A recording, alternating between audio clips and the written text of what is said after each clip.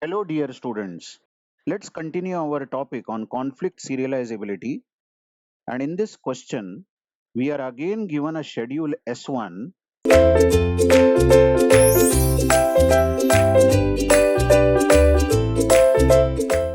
See, this schedule S1 is given, which is having four transactions T1, T2, T3, and T4.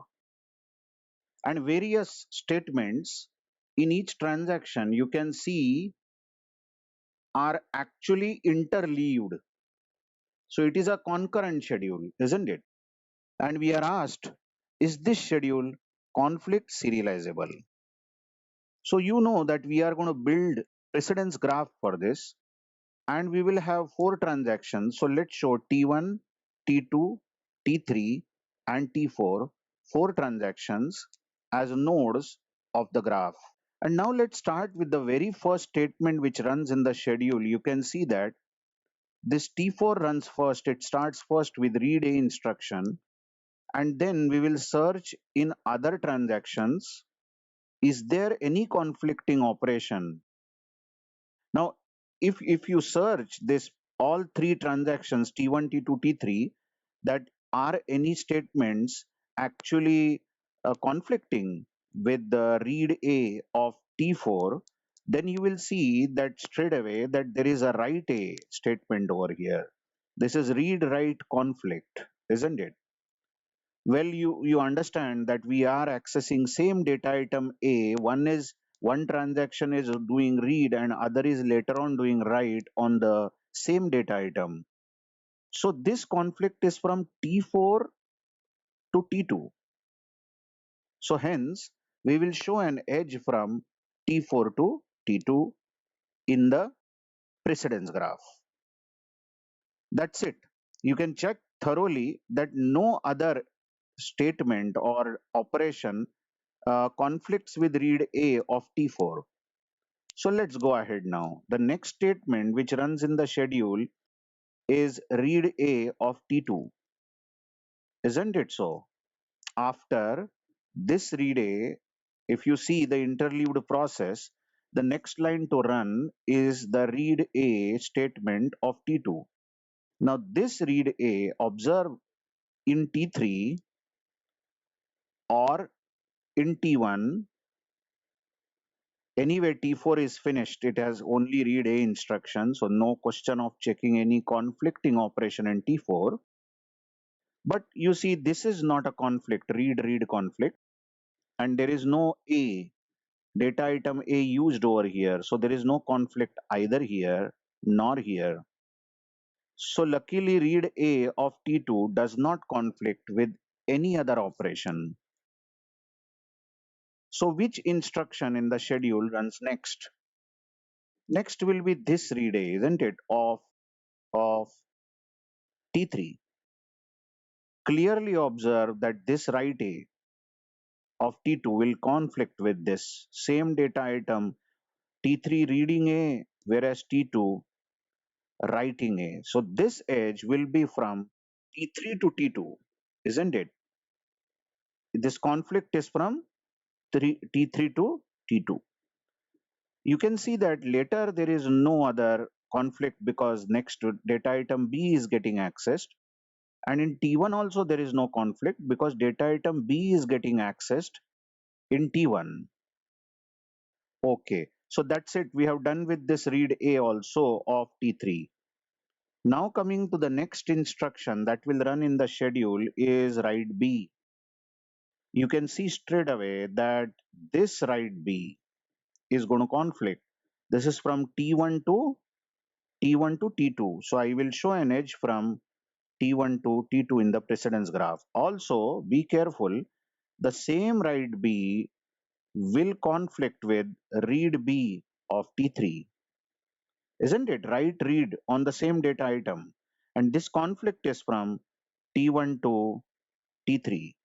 So I will show an edge from T1 to T3. Okay, no other conflict will be there after this. Now let's see the next instruction that will run in the schedule. It will be write A. isn't it? After this write B, the next in the interlude process is the one which I am now marking, write A. Notice there is nothing pending in T1 to conflict, and in T3 there is read B which does not conflict with data item A. So there is no conflict as far as the instruction is concerned. Now let's continue with the next statement. Next statement is read B of T3. Clearly it conflicts with write B. So this conflict is from T3 to T2. And T3 to T2, you can see the edge has been already shown from T3 to T2. So we will not show it again. And the last instruction now remaining in the schedule is write B. Obviously, all other transactions have got finished. So this write B, this one will not conflict with any other statement. So finally, we have got the precedence graph shown on the right side here. So is this graph containing any cycle? Just thoroughly check that the graph does not contain any cycle. Just check it. So definitely the schedule given, the S1 schedule is conflict serializable. Yes. And what do you mean by conflict serializable? That it is conflict equivalent. This schedule is conflict equivalent with one of the serial schedules. Which serial schedule, by the way? That serial schedule you can get it from the graph, precedence graph. Let's ask a question. Can T1 start first in our serial schedule? Yes, T1 can start first because T1, see this node T1 is not dependent on any other transaction. There is no incoming arrow to T1. So T1 can precede, T1 can start before any other transaction starts. Okay? Well, after T1, which transaction can run? Let's question, can T2 run after T1? No, T2 can't run because observe T2 is dependent on T4. Look at this incoming edge to T2. So T2 actually cannot start. Before T2 starts, T4 should start. Correct? Okay. So T2 can't start. Definitely. I hope you are understanding. So then can T3 start after T1? Observe that T3 is dependent only on T1. Observe this edge. T3 is dependent only on T1, the incoming arrow. And T1, observe, T1 is already done. So definitely T3 can start. I hope you are understanding. So T3 can start after T1. After that, T2 cannot start yet because T2 is dependent on T4 and T3. Observe the incoming arrows to T2. So T4 should run.